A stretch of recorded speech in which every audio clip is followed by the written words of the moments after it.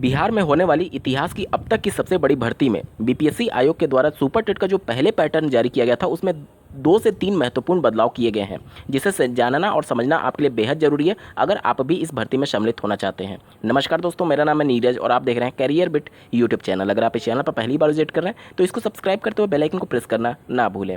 जैसा कि आपको ज्ञात होगा, एक डेडिकेटेड वीडियो के माध्यम से मैंने आप सभी को सूचित किया था दिनांक 29 मई 2023 को बीपीएससी के चेयरमैन और शिक्षा के अधिकारियों की एक महत्वपूर्ण बैठक थी फिर से समीक्षा करने के लिए जो सुपर टेट का पैटर्न है उसको लेकर के। पहले जो पैटर्न था उसके हिसाब से जो अपना बीएड बीटीसी कंप्लीट कर चुके थे वहीं इस भर्ती प्रक्रिया में सम्मिलित होने वाले थे, लेकिन कल की समीक्षा बैठक के बाद से आज एक प्रमुख प्रेस कॉन्फ्रेंस के माध्यम से बीपीएससी के चेयरमैन ने स्पष्ट कर दिया है कि जो प्रशिक्षण अभी रनिंग में है, जो एपियरिंग में है, वो भी आवेदन करने के लिए पूरी तरीके से पात्र होंगे। लेकिन इसकी शर्त ये होगी कि काउंसलिंग के दौरान तक या फिर जो डिटेल्ड नोटिफिकेशन जारी किया जाएगा उसमें आपको एक थ्रेशोल्ड डेट दिया जाएगा। उस डेट तक आपका फाइनल रिजल्ट घोषित हो जाता है तो आप नियुक्ति पत्र पाने के लिए हकदार होंगे। यानी कि अभी आप एपियरिंग में हैं, अभी आपका बीएड डीएलएड कंप्लीट नहीं हुआ है तो आप आवेदन कर सकते हैं, लेकिन एक थ्रेशोल्ड डेट जो होगा उसके पहले आपका फाइनल रिजल्ट घोषित हो जाना चाहिए और कोई भी बैक पेपर नहीं होना चाहिए। तो ये बेहतरीन मौका है एपियरिंग वाले अभ्यर्थियों के लिए। साथ ही साथ जिस प्रकार से केवीएस पीआरटी में इसके पहले वाली जो वैकेंसी थी 2018 में, उसमें सीटेट एपियरिंग वाले को भी मौका दिया गया था। अभी बीपीएससी के चेयरमैन के द्वारा सिर्फ एपियरिंग में प्रशिक्षण की बात की गई है, सीटेट एपियरिंग की बात नहीं की गई है। तो अभी इस बात पर संशय बना रहेगा कि जिस प्रकार से प्रशिक्षण में एपियरिंग वाले को मौका दिया गया, क्या सीटेट एपियरिंग को मौका दिया जाएगा? अगर दिया जाता है तो निश्चित तौर पर जुलाई वाले सीटेट में जो जुलाई अगस्त वाले सीटेट में जो अभ्यर्थी सम्मिलित हो रहे हैं उनके लिए एक बेहतरीन मौका हो सकता है। तो इसके संदर्भ में अभी संशय बरकरार है क्योंकि बीपीएससी चेयरमैन के द्वारा इसके बारे में स्पष्ट रूप से जानकारी नहीं दी गई है प्रेस कॉन्फ्रेंस के माध्यम से। लेकिन ये स्पष्ट उनके द्वारा कहा गया है कि जिनका प्रशिक्षण में एपियरिंग है, बीएड डीएलएड में एपियरिंग है, वो पूरी तरीके से पात्र होंगे आवेदन करने के संदर्भ में।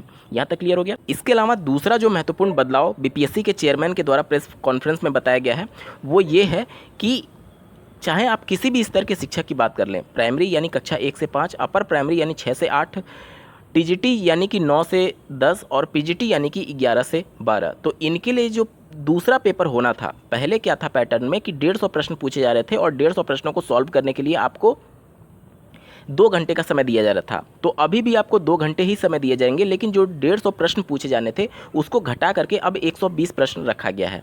यानी कि जो मेन पेपर होगा जिसके आधार पर आपका मेरिट बनना है उसमें अब सिर्फ 120 प्रश्न पूछे जाएंगे, ना कि 150। अब 120 प्रश्नों में से जो सब्जेक्ट पर आधारित प्रश्न होंगे वो 80 प्रश्न होंगे और जनरल नॉलेज से संबंधित 40 प्रश्न होंगे। यानी 80 आपके सब्जेक्ट से और 40 जीके के प्रश्न रहेंगे। टोटल मिलाकर के 120 प्रश्न पूछे जाएंगे। 120 प्रश्नों को सॉल्व करने के लिए आपको 2 घंटे का समय दिया जाएगा।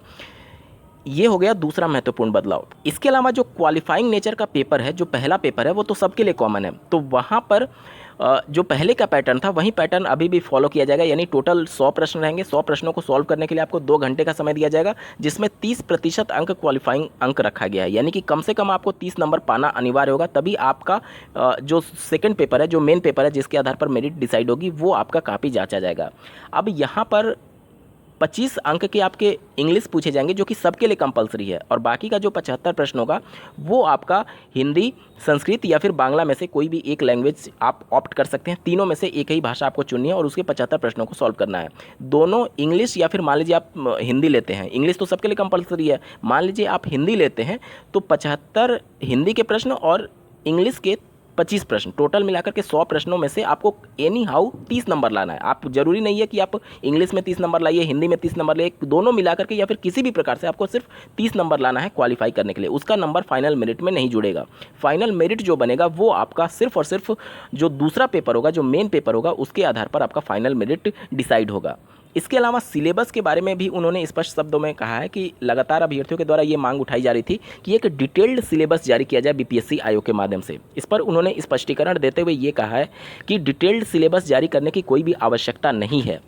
जो प्राइमरी का टीचर बनना चाहते हैं कक्षा 1 से 5, तो जो बिहार सरकार के द्वारा जो वहाँ पर प्राइमरी का जो किताबें चलती हैं उसमें जो सिलेबस दिया गया है, सिलेबस वहीं रहेगा, लेकिन उसका डिफ़िकल्टी लेवल जो होगा वो इंटरमीडिएट स्तर तक का होगा, क्योंकि एनसीईटी की गाइडलाइन के अनुसार प्राइमरी का टीचर बनने के लिए इंटरमीडिएट मिनिमम एजुकेशनल क्वालिफिकेशन है और इंटरमीडिएट के बाद आप डीएलएड में प्रवेश ले पाते हैं। तो जो प्राइमरी के लिए बच्चों के लिए जो पेपर होगा वो इंटरमीडिएट स्तर का होगा, और 6 से 8 के लिए जो टीचर होंगे उनके लिए भी जो डिफ़िकल्टी लेवल होगा वो उन्हीं के किताब से सिलेबस के तौर पर होगा, लेकिन जो उनका डिफ़िकल्टी लेवल होगा वो ग्रेजुएशन लेवल का होगा। इसी प्रकार से आप टीजीटी की बात कर लें कक्षा 9 से 10 की, तो उसके लिए भी ग्रेजुएशन लेवल का होगा, और 11वां 12वां का टीचर जो होता है जिसे पीजीटी बोला जाता है उसके लिए जो डिफ़िकल्टी लेवल होगा वो पोस्ट ग्रेजुएशन लेवल का होगा। इसके अलावा जो निगेटिव मार्किंग रखा गया था उसमें किसी भी प्रकार का कोई भी परिवर्तन नहीं किया गया है। अभी भी जो सुपर टेट का पैटर्न है उसमें निगेटिव मार्किंग एग्जिस्टेंस में है। अभी कितना निगेटिव मार्किंग होगा ये डिसाइड इस वजह से नहीं हुआ है क्योंकि फार्मूला जो लगता है 1/n-1, यानी कि जितने ऑप्शंस रहेंगे उसकी संख्या n के रूप में रिप्रेजेंट की जाती है, और यही पैटर्न फॉलो किया जाएगा। अगर 5 ऑप्शन दिए जाते हैं तो फिर निगेटिव मार्किंग 1/n-1 में n की जगह आप 5 रखेंगे तो क्या आ जाएगा, 1/4 आ जाएगा, यानी निगेटिव मार्किंग आपका 1/4 होगा अगर ऑप्शंस की संख्या 5 होती है। और अगर ऑप्शंस की संख्या 4 होती है तो उस कंडीशन में आपका 1/3 निगेटिव मार्किंग रखा जाएगा। बीपीएससी चेयरमैन के द्वारा ये स्पष्ट जानकारी दे दी गई है। अब बात कर लेते हैं कि इसका नोटिफिकेशन कब जारी होगा। तो बीपीएससी के चेयरमैन के द्वारा ये जानकारी दी गई है कि आने वाले 1 से 2 दिन में इसके संबंध में कुछ नोटिफिकेशन जारी हो सकते हैं, और उन्होंने स्पष्ट शब्दों में कहा है कि इसी महीने नोटिफिकेशन जारी करने पर पूरी तरीके से प्रतिबद्धता जाहिर की जा रही है। साथ ही साथ फाइनल मेरिट किस प्रकार से बनाया जाएगा, तो जो पहले एकेडमिक के वेटेज दिए जाते थे बिहार शिक्षक भर्ती में वो पूरी तरीके से सिस्टम ख़त्म कर दिया गया है। अब जो फाइनल मेरिट बनेगा वो सुपर टेट का जो दूसरा मेन पेपर हो रहा है उसी के बेस पर केवल बनेगा। ठीक है, इसमें एकेडमिक मार्क्स को कहीं पर भी जगह नहीं दी गई है, ना तो आपके सीटेट के मार्क्स जुड़ेंगे, ना तो आपके ग्रेजुएशन के, ना ही हाई स्कूल के, ना ही इंटरमीडिएट के, ना ही बीटीसी डीएलएड के मार्क्स जुड़ने वाले हैं। सिर्फ आपका जो सुपर टेट का मेन पेपर होगा वही केवल आपके मार्क्स जुड़ेंगे। एक अभ्यर्थी अगर आपने बीएड कोर्स कर रखा है और अगर आप सभी स्तर के शिक्षकों के लिए आवेदन करने के लिए पात्र हैं तो आप सभी के लिए आवेदन कर सकते हैं। ठीक है, सभी के लिए आप आवेदन कर पाएंगे। सभी के लिए परीक्षाएं अलग अलग शिफ्ट में होंगी और आप सभी परीक्षाओं में सम्मिलित हो सकते हैं।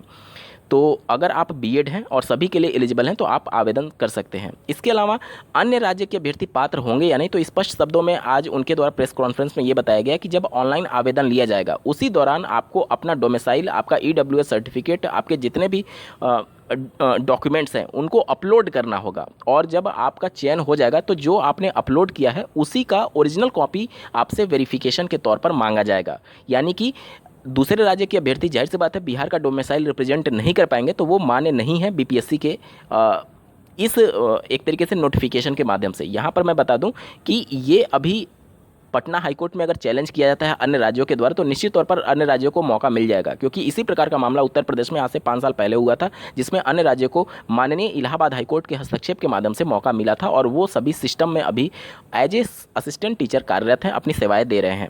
अन्य राज्यों में भी इसी प्रकार के मामले हो चुके हैं। तो आप अगर माननीय पटना हाईकोर्ट का दरवाजा खटखटाते हैं तभी आपको मौका मिलेगा, अन्यथा की कंडीशन में बीपीएससी ने स्पष्ट कर दिया है कि आपको मौका नहीं दिया गया है। सिर्फ बिहार के जो स्थायी निवासी हैं उन्हीं को इस भर्ती प्रक्रिया में शामिल कराया जा रहा है। इस वीडियो को देखने के लिए आपका बहुत बहुत धन्यवाद। भगवान करे आपका दिन शुभ हो।